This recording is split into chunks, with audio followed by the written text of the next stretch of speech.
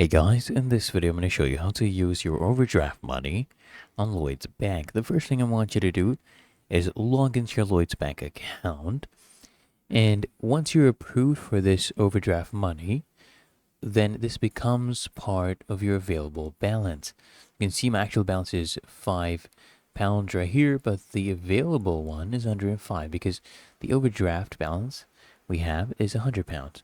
Now, if we come here, tap on that, you'll see plan limit, when the next payment is. You can basically open up this overdrafts hub and see all the details. You can view that right here, and you can go ahead and see your percentage as well that you have. You can go ahead and adjust your limit if you want. You can tap here and manage overdraft, adjust your limit, and you can increase it as well right here. And then you just go ahead and review your changes. You can set up a bank account alerts as well.